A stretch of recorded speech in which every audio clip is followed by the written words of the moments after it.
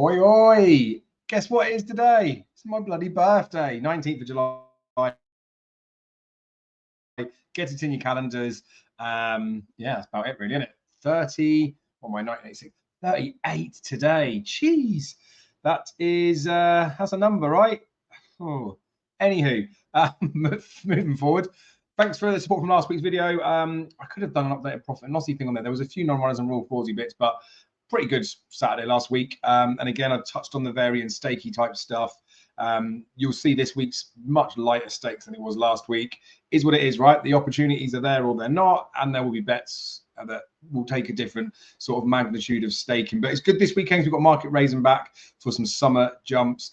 They're races where I would never want to get too heavily involved, depending on the amount of risk reward that I can sort of balance in there. But you don't massively know, and there is all sorts of bits in there. Like we do know that it is the Bowen season and things like that, where you got to be fearful of a few plotty types and ones that ones that are a little bit hard to get to handle on. But I do still think it's not necessarily making excuses. I think there's some good opportunities in market raising. I'll show you the bets that I've done. I'm going to share the screen this time to pull up the racing posty stuff. I don't know if you people prefer that or not. Let me know in the comments if you do or you don't. I'll pull the slips up that I have struck. As I say, it's a little bit less. And at this point in time, it's midday on my birthday, 19th of July. Like, comment, and subscribe. I've gone to Hills and done a bet this morning. The old cyber attack stuff's going on as well. I couldn't even use the card machine the first time I got without cash, but luckily managed to go to a cash machine. And you don't need to know about any of this. But yeah, I've put a few bets on. There's still a few to play, so you have to trust me with what I say and I stake in. So let's share the screen and let's see if my head fits in. There we go. Right, so ITV races will be the typical ones that we'll look at for this type of thing. Done it on GG Weekend Watch. Please go watch that video if you want full in-depth details of why I fancy stuff. A couple of races I weren't having a bet in on those ITV races, which are 150 at Newbury and the 335, so the bookends of the cards. But I got winners, I think. So the 2 mile, 4.5 furlong handicap hurdle, I like Piffo in here. Now, Flying Fortune's been supported. It is the Bowen angle. Matty made a good case for him on the GG Weekend Watch, but I like Piffo, right? There's a few reasons sort of why I like this horse. It's John Jory Neal. He's got his junior back on, isn't he? It's not the top and the bottom of it, but like it's a good part that was within there. They I think they ran him last time, didn't they, with Kevin Brogan on over a bit of a further trip. And I don't think really that would be suggesting that they were necessarily going out to win. Look, they weren't probably going out to lose, but they ran him last season. They've got him handicapped. He ran a handicap in January, was found clinically abnormal after. That was off a mark of 116. He's up to 126, I think he is now. He's got a £5 rise for that last win. So up £10 from where he was, but they would have fancied him to be ready for the first handicap. There was an abnormality with him. They then came here to market raising over this course and distance to win a maiden hurdle. Now, look, you've had your handicap. He's running that maiden hurdle. He's absolutely dotted up. And then he's gone and run well after. So he won that race. He's had second to second, back-to-back wins. The last couple, I feel like this would have been some sort of mini target given the type of race that it is. I've had 50 each way on this. I can't pull the camera up there. I was going to give you the slip because it's behind me, but I've had 50 each way on Piffo. 4-1, 50 the odds for 4 places. I don't think that's too bad. Maybe the case that he might be a touch bigger. You can see those 9-2 of Hills, but that's online, not in shop. I'm happy. I think the money that's come for Flying Fortune means that Piffo could potentially shorten correctly now, but we are. We'll see where we go. And obviously, we do that in a shop means I can't switch it to be best odds guarantee, which I possibly could, but didn't know if I mentioned. But it's my birthday today, so doing bits this afternoon, and then tomorrow I've got some worky bits I need to crack on with. So I will potentially be betting, but I don't want to just leave everything. I'm happy enough with where I'm going in with that one. To be fair, we'll move on to the 225 at Newbury. A race where I haven't yet got the bet struck. So Nakib's the one that I want to bet in here. Cheap pieces on first time last at Ascot. Go back and watch the race. We stuck behind a wall of horses. Definitely would have finished closer. They've pursued or sort of carried on with the handicap company. I know they're stepping up to 2 miles here, but he's a Nathaniel. I think he'll be fine. He's just a good horse. He's better than his handicap mark. I think he is like the group horse in a handicap. He's going to get the gaps, I'm sure. It's only like a 10-runner field, isn't it? It is a fifth of the odds first 3. He's 11-2 top price. See there, excuse me. You'll see there with Ladbrokes and Corals. Now I have got a Ladbrokes near me where I can bet a little bit, but I go in there today and they tell me they haven't got the prices on for tomorrow. I go on the machine, the prices are on there, but Nakib isn't the 11-2, but they normally are. So I don't know. It was a little bit of a weird one, but I'm not overly fussed on him. I think he'll be weak in the market anyway. Like 11-2, I think is fine. Because it's like a bit of a mini effort to go and do it. I will bet him on the machine. So I'm going to bet him on the exchange. I will probably have sort of 50 win on the Betfair SP, 50 place on the Betfair SP. So sort of 50 each way at Betfair SP. Essentially, is probably what I'll do. But I will be watching the races. So I might play that nearer there. But I think Nakib, I can't see how he's not in the frame for starters. And I really do think he's going to win. So I said 50 each way there. That's a lie. I'm going to have 25 each way on Nakib. So we want to keep on top of what the stakes are. So I have 25 each way on Nakib. Like I think he's got a proper chance. But you know, he's priced to make a little bit of a profit. And yeah, we'll have to see, won't we? 3 o'clock back at Market Rasen. I don't know why. No, the Newbury. I don't know why I clicked there. I've got on the top. Market Rasen, the summer handicap hurdle, 2-mile handicap hurdle. That I was trying to get a bit of a case of Black Copy. Speaking of a couple of like horse racy mates, she bled, didn't she, on Boxing Day? I say she because it's called Poppy. He bled at Boxing Day, running against Constitution Hill. Hasn't been seen since, and typically does need a bit of a comeback run. So I'm wary of that. Kerry Lee can definitely ready a horse, so it may be the case that this horse is ready to fire, but I don't know. There's a small part of me that thinks I might end up having a tenner or something like that on him, or something to win 100 essentially. At the off, but yeah, I don't know. So I don't want to bet Black Poppy, but I kind of stand with market towards the front of the market and was potentially going in, but I'm not hearing the stuff I want to hear. But that's not to say I've necessarily heard anything massive. Rewired's the one that I landed on. Dr. Richard Newland, he's got Luke Scott on board. Used Luke Scott loads for this horse. He's got a fantastic record on him. I'll pull those figures out in a second. He was 40s when I put him up. Darryl's put him up on his Betfair column, so the price has come down a little bit. Still 28-1 top price. See there, 25-1 across the board. I think it's still a big price, to be honest with you. I'm going to make a little bit of a case why, right? So there's a race where you have got 5 places up for grabs. Sky Bet are doing 6, which is why they're skinny, dirty, tight arse odds, and you can't choose SP with them anymore. But never mind. So, I mean, even when I wrote this up, it was a 25-1 poke, so I was happy with it then. So as much as he went out as 40s and you got 33, I don't really care, right? So he's using Luke Scott, as I said again. He's had 7 runs under the jockey. His record reads 1, 2, 2, 1, 4, 1, 1, pulled up and sick. Now, the pulled up one, they just didn't go fast enough for him, so bit of a problem there. This is a race where you've got the type, like the likes of like a Black Poppy in there. There's good horses. Chiava's in there. It's going to be some pace in the race, right? I've got no problem about that, so you haven't got to worry about that. But the 6th, if you look at it, was soft ground at Aintree in the boys' race, where he was 6 for 50-1 in a 19-runner race, I think it was. He's run really well there. He was dropped £1. Mad that he was dropped. Wants the good ground. The jockey's record on him on good ground reads 1, 1, 1. One of those wins came back in February this year, running off 120. So I think he's decent. The horse that was third that day was 10 lengths behind, and has now gone up £3 from when it was rated back then. So I think it looks good, to be fair. I think he's got a proper chance. I think the price is just completely and utterly wrong. So that's where we are with that. I've had 12.50 each way on that puppy. So again, not massive necessarily stakes, but 40-1. Like some people would say you want to smash into them, but look, there's bits and pieces with it. I'm happy with where I'm at with that.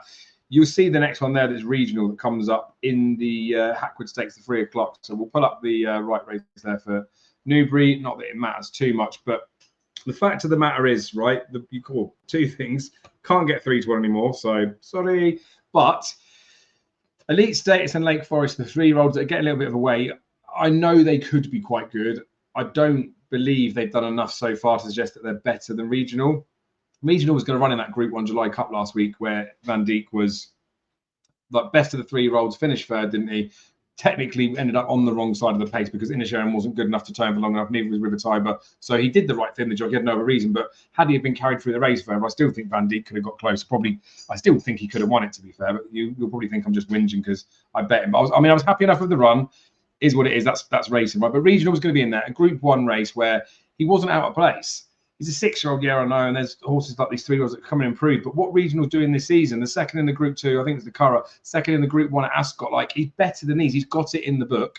So it's one of those, right? I think the 3-1 about him was all right. He's starting to shorten up a bit now. I feel like sort of if he's 9-4, 2-1 type price, I'd still probably want to bet him, but I'd be a bit more cautious. Whether I'd reduce the stake or not, I'm not 100% sure, but I feel like I've got enough of a bet on him that if he gets beat by one of them 2, then fair play. I think he'll win, though, and I think it's an all right price. It could look stupid price after he wins if he does go and win. So I am where I am with that one. So that's a 50 on there. A 3.15 at Market Rasen is one I have struck. This one I did at Final Deck, so Bet365 will keep their anti-post, not prices up, but they'll keep the races up in their anti-post list as opposed to the race list. Boom Bourne was 10 to 1 everywhere, but still 14s. So I've backed there. I don't think I'll get the extended places. I think I get a fifth of the odds for the first four, but don't particularly care. You'd rather the 14s right than the 13 to 2 he is about now.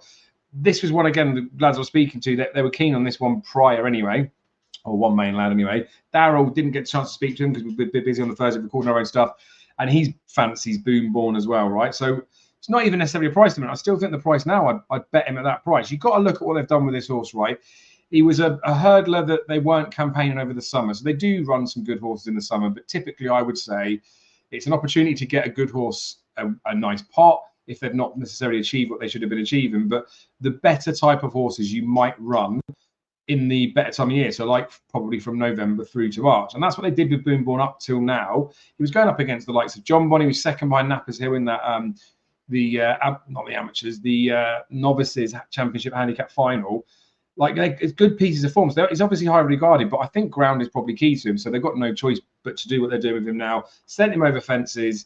Won first time up over fences and was nice and easy. Second time put him in a proper handicap where he could have been penalised had he have got close. He didn't get close. Then he ran in a novice handicap chase where it doesn't matter. And only the winner can get penalised for it. But he went up against Matterhorn, a Nichols horse that we know is going to improve for a fence. So probably an easy hiding place, but just lots of experience for him. So he's got loads of experience coming into a race like this where you'd want the experience. He's off a mark that's definitely winnable. I think it's 135. He's got back form that would suggest he's capable of being a better horse than he's already been up to now. And maybe it is that fences are going to bring it out about him. I just think that he's been set up for this. And I know a few will have been because it's a big summer target, but I can't possibly see how this horse doesn't go close. Look, it's tinged, right? You can see the bet that I'll put there. I'll put it back up again. I've had £12.50 each way on it. So obviously in hindsight, you look at it and think, oh, I wish you'd had a little bit more on, but I kind of do and I kind of don't because, yeah, I can't get back on. So there's nothing I can do about it now. I wouldn't want to have any more on him at the 32. I think it's too skinny. I didn't have the ability to get more on because I can only get 25 in my account on Bet365. I use other people, but I couldn't get it. So, but like we are where we are. I'm going to win a reasonable amount. I'll get 240 quid and make 218 quid if he does go and win the race. Not a bad day, is it? Like I say, if I'm putting bets in now, he's not too short a price because I would bet him, but the relative odds that sort of bring my one down. So you'll see there, like I'm on an hour in whether I should have a bit more on him, but like just settle, leave where I am with it, and like it is what it is. But I wouldn't put any of you guys off of betting him, and I'd be the same. I'd still want to probably bet him each way at the price when there's 5 spots up for grabs because he could run really well and finish 5th. A lot of these might even not finish the race, to be fair. 16 runners in there. So you've got to be careful with the each way terms if they do falter because of non-runners. Anyway, the one that I have covered that's not on the ITV races or one that I'm waiting for a bet on. So obviously I haven't struck this bet yet because there's no prices on there. But I want to bet Way Out in here. Now, Way Out's got a small little line through Boom Bourne, was probably going to run in that summer handicap plate over fences, and then they've opted to come here instead. So they've dropped him back to hurdles, but he's unseated a couple of times over fences. He's not from 6 over fences. Ran last time after unseating and actually jumped fine, but just didn't win again. But it doesn't make me think that they've got rid of chases because of his jumping necessarily. I think they just got rid of it because look, he's won over hurdles, maybe a little bit of a confidence booster, maybe it's what the horse needs, but he's got bits of ability in there. Boom Bourne, when he beat him cozily, right, in that novices chase, like he just beat him, but like you say, had a bit in hand, but it's subjective, isn't it? Way Out would be £10 better off with that horse now. And look, I'm confident that Boom Bourne will go very close in a handicap chase off of the mark that he is. Way Out would have been £10 better off with that horse over fences. So drop him back to hurdles. He's only used hurdle races the last couple of years for like comeback runs. So they've been prepped for something else.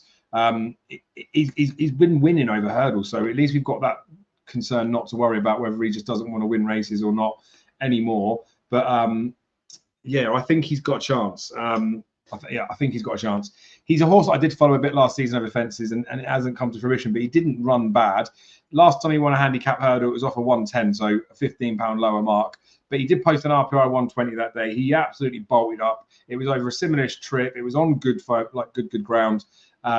And I think now with what he's been posting over fences and RPR, considering he's not been winning and he's been making mistakes, he at least looks a £10 better horse back then. Should have gone up maybe 5 or 6 to be fairish. He's like sort of runs in the intermediate trip here, 2 miles 6, which is a bit in between where he's running. It was 2 mile forward Boomborn. It was 2 mile 7 when he was behind Hometown Boy. That was a horse I put on my horse to follow this last year, wasn't it? And he's got a novice handicap chase. I just didn't look at the racing that day, and I would have had a right bet on Hometown Boy at 3-1 in there. But it is what it is, right?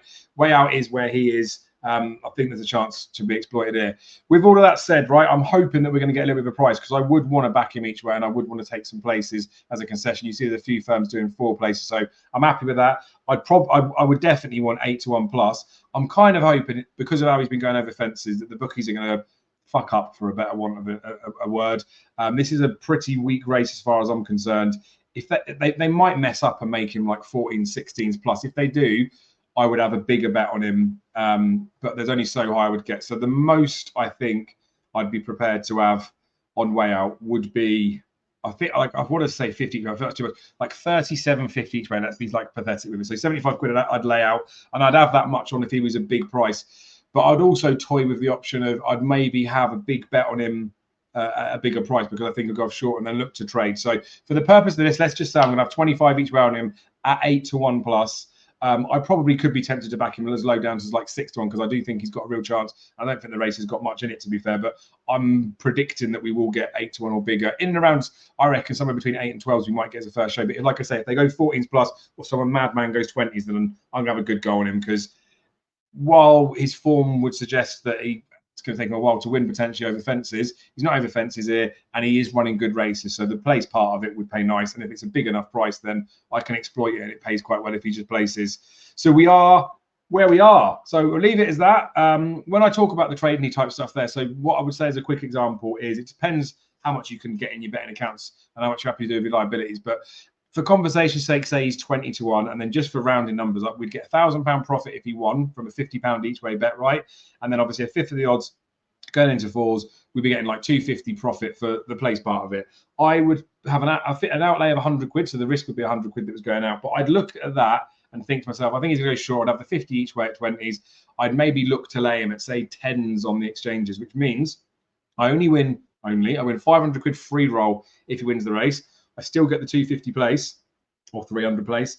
And then I also get, that's 300 with the money back in it, but I also get the half of my stake initially back. So I've only got a £50 outlay, which then makes your place bet look quite good, right? You've got free roll on that, and then you've got free roll for 50 quid. So if I was going to trade it, if it, like I said, if it's 20s plus, I probably will do that.